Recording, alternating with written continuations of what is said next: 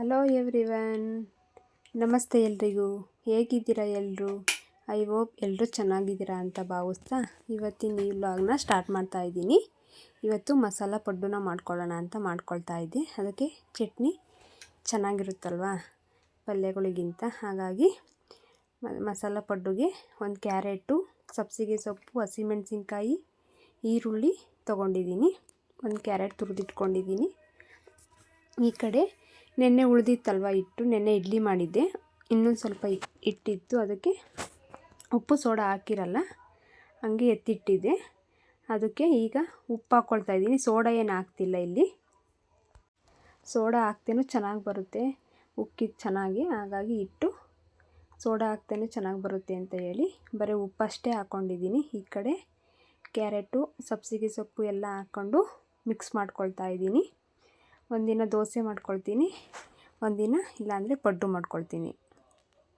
ಚೆನ್ನಾಗಿ ಬರುತ್ತೆ. ದೋಸೆ ನೆನೆಸಿದ್ರೆ ಪಡ್ಡುಗೂ ಸಹ ಮಾಡ್ಕೊಳ್ತೀನಿ, ಇಡ್ಲಿ ನೆನೆಸಿದ್ರೆ ದೋಸೆನೂ ಸಹ ಮಾಡ್ಕೊಳ್ತೀನಿ. ಈ ಕಡೆ ಪಡ್ಡು ಹೆಂಚಿಟ್ಕೊಂಡು ಹಾಕ್ಕೊಳ್ತಾ ಇದ್ದೆ. ಇದು ಕಾಯಿ ಚಟ್ನಿ ಮತ್ತು ಕಡಲೆಬೀಜ ಚಟ್ನಿ ಚೆನ್ನಾಗಿರುತ್ತೆ, ಹಾಗಾಗಿ ನಾನು ಕಡಲೆಬೀಜ ಮತ್ತು ಕಾಯಿ ಎರಡೂ ಹಾಕ್ಕೊಂಡು ಚಟ್ನಿ ಮಾಡ್ಕೊಳ್ತಾ ಇದ್ದೀನಿ. ನನ್ನ ಮಗಳಿಗೆ ಇಷ್ಟ, ಹಾಗಾಗಿ ಪಡ್ಡು ಮಾಡ್ಕೊಳ್ತಾ ಇದ್ದೀನಿ ಇವತ್ತು. ಒಂದು ಪಡ್ಡು ಹಂಚಿಟ್ಟು ಅದಕ್ಕೆ ಸಿಲಿಕಾನ್ ಬ್ರಷಿಂದ ಎಣ್ಣೆ ಹಚ್ಬೇಕು ನೀಟಾಗಿ. ಎಲ್ಲದಕ್ಕೂ ಎಣ್ಣೆ ಹಚ್ಚಿದ್ರೆ ಆಮೇಲೆ ಏನು ಸರಿ ಇರುತ್ತಲ್ವ ಅದನ್ನು ಸಹ ಹಾಕ್ಕೊಂಡು ಲೋ ಫ್ಲೇಮಲ್ಲಿ ಬೇಯಿಸ್ಕೋಬೇಕು. ಒಂದು ಮುಚ್ಚಳ ಮುಚ್ಚಿ ಲೋ ಫ್ಲೇಮಲ್ಲಿ ಬೇಯಿಸ್ಕೊಂಡಾದ್ಮೇಲೆ ಸ್ವಲ್ಪ ಮೇಲೆಲ್ಲ ಎಣ್ಣೆ ಬಿಟ್ಬಿಟ್ಟು ಆಮೇಲೆ ತಿರ್ವಿ ಹಾಕಿದ್ರೆ ಪಡ್ಡು ಸಹ ರೆಡಿಯಾಗಿರುತ್ತೆ. ತುಂಬಾ ಚೆನ್ನಾಗಿ ಬರುತ್ತೆ, ಮಕ್ಕಳಿಗೆಲ್ಲ ಇಷ್ಟ ಆಗುತ್ತೆ ಪಡ್ಡು, ಹಾಗಾಗಿ ನನ್ನ ಮಗಳಿಗೂ ಇಷ್ಟ ಅಂತ ಇವತ್ತು ಮಾಡ್ಕೊಳ್ತಾ ಇದ್ದೀನಿ ನಾನು.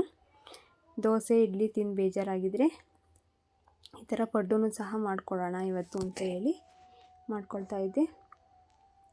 ಈ ಕಡೆ ತಿಂಡಿ ಎಲ್ಲ ಆಯಿತು. ಮಧ್ಯಾಹ್ನ ಸ್ವಲ್ಪ ಖಾರ ಸಾಂಬಾರೆಲ್ಲ ಹುರ್ಕೊಳ್ಳೋಣ ಅಂತ ಹೇಳಿ ಒಣಗಾಕಿದ್ನಲ್ವ ಅದೆಲ್ಲ ಎತ್ಕೊಂಬಂದು ಮೆಣಸಿನ್ಕಾಯಿ ತೊಟ್ಟೆಲ್ಲ ಬಿಡಿಸಿ ಕ್ಲೀನ್ ಮಾಡಿ ಇಟ್ಕೊಂಡಿದ್ದೆ. ಇದು 1.5 kg ಗೌರಿಬಿದನೂರು ಮತ್ತು ಅರ್ಧ kg ಬ್ಯಾಡಗೆ ಮೆಣಸಿನ್ಕಾಯಿ, ಧನ್ಯ 1.5 kg.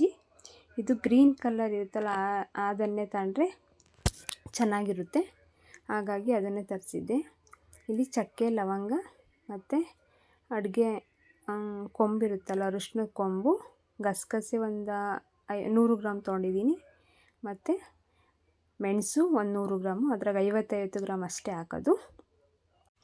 ಇಲ್ಲಿ ಒಂದು ಬಾಣಲಿ ಇಟ್ಕೊಂಡು ಅರ್ಧ kgನೇ ಹುರ್ಕೊಳ್ತಾ ಇದ್ದೀನಿ ಧನ್ಯನ. ಇಲ್ಲಿ ನಾನು ಯಾವ ರೀತಿ ಮಾಡ್ತೀನಿ ಅನ್ನೋದಷ್ಟೇ ನಾನು ತೋರಿಸ್ತಾ ಇರೋದು. ಇದು ಮಸಾಲೆ ಇಟ್ಟು ಮಾಡ್ತೀವಲ್ಲ ಸಾಂಬಾರುಗಳಿಗೆಲ್ಲ ಸಹ ಚೆನ್ನಾಗಿರುತ್ತೆ. ಮೊಳಕೆ ಹುಳಿ ಕಾಳು ಸಾರು, ಚಿಕನ್ ಮಟನ್ ಸಾರು ಮತ್ತು ಕಡಲೆಕಾಳು ಸಾಂಬಾರು ಎಲ್ಲದಕ್ಕೂ ಈ ಥರ ಮುಟ್ಟು ನೋಡಿದ್ರೆ ಧನ್ಯನ ಬೆಚ್ಚಗಿರಬೇಕು, ಘಮನೂ ಚೇಂಜ್ ಆಗುತ್ತೆ, ಕಲರ್ ಸ್ವಲ್ಪ ಚೇಂಜ್ ಆಗೋವರೆಗೂ ಹುರ್ಕೊಳ್ತೀನಿ. ಹುರ್ಕೊಂಡು ಅರ್ಧ kgನೇ ಸಪ್ರೇಟು ಹುರ್ಕೊಳ್ತಾ ಇದ್ದೀನಿ. ಈ ಕಡೆ ಹುರ್ಕೊಂಡಾದ್ಮೇಲೆ ಗಸಗಸೆನ ಒಂದು 100 ಗ್ರಾಮ್ ತೊಗೊಂಡಿದ್ದೆ, ಅದ್ರಾಗ 50 ಗ್ರಾಮ್ ಅಷ್ಟೇ ಹಾಕ್ಕೊಳ್ತಾ ಇದ್ದೀನಿ. ಇಲ್ಲಿ 1.5 kg ಧನ್ಯ ಇರೋದ್ರಿಂದ ಚಿಕನ್ ಮಟನ್ ಸಾರಿಗೆಲ್ಲ ಹಾಗೇನೂ ಹಾಕೊಬೋದಲ್ವ ಗಸಗಸೆ ಕಡಲೆನ ಅಂತ ಹೇಳಿ ಇಲ್ಲಿ 100 ಗ್ರಾಮ್ ಅಷ್ಟೇ ಹಾಕ್ಕೊಳ್ತಾ ಇದ್ದೀನಿ. ಇದು ಚಿಟಪಟ ಅನ್ನೋವರೆಗೂ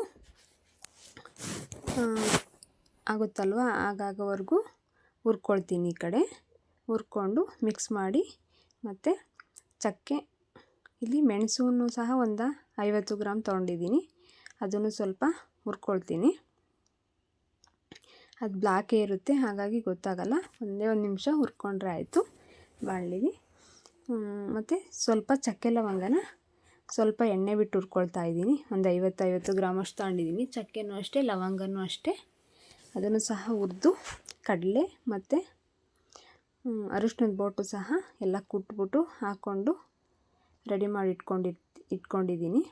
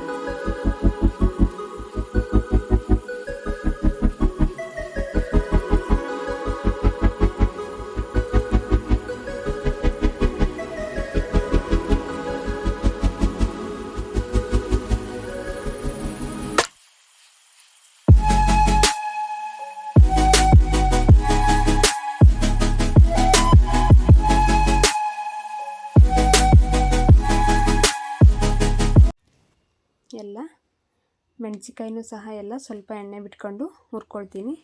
ಹುರಿದಿದ್ದಾದಮೇಲೆ ಮಿಲ್ ಮಾಡಿಸ್ಕೊಂಬಂದ್ಬಿಡೋಣ ಪುಡಿನ ಅಂತ ಹೇಳಿ ಮಿಲ್ಗೂ ಸಹ ಬಂದ್ವಿ. ಇದು ಖಾರ ಸಾಂಬಾರದ್ದೇ ಸಪ್ರೇಟು ಮತ್ತು ಅಕ್ಕಿದೇ ಸಪ್ರೇಟು. ಅಕ್ಕಿ ಗೋಧಿದು ರಾಗಿನೂ ಸಹ ಇತ್ತಲ್ವ, ಅದನ್ನು ಮಾಡಿ ಹಾಕಿಸ್ಕೊಳ್ಬೇಕಿತ್ತು. ನಮಗೆಲ್ಲ ಮಾಡೋಕ್ಕೆ ಬರಲ್ಲಲ್ವ, ಅದಕ್ಕೆ ಮಿಲ್ಗೂ ಸಹ ಬಂದ್ವಿ. ರಾಗಿ ಹಿಟ್ಟು ಸಹ ರಾಗಿ ಮಾಡಿ ಹಾಕಿಸ್ಕೊಳ್ತಾಯಿದ್ವಿ. ಇಲ್ಲಿ ಯಾರೋ ಹುಳಿ ಪುಡಿ ಹಾಕಿಸ್ತಾಯಿದ್ರು. ಅದಾದಮೇಲೆ ನಾವು ಸಹ ಹಾಕಿಸ್ಕೊಳ್ಳೋಣ ಅಂಥೇಳಿ ಈ ಕಡೆ ರಾಗಿನೂ ಸಹ ಕ್ಲೀನ್ ಮಾಡೋಕೆ ಹಾಕ್ಕೊಂಡಿದ್ವಿ. ಕ್ಲೀನ್ ಆಯ್ತದು. ಕ್ಲೀನ್ ಆಗಿದ್ದಾದಮೇಲೆ ಖಾರ ಸಾಂಬಾರನ್ನು ಸಹ ಹಾಕ್ಕೊಡ್ತಾಯಿದ್ರು ನಮ್ಮದೆಲ್ಲ.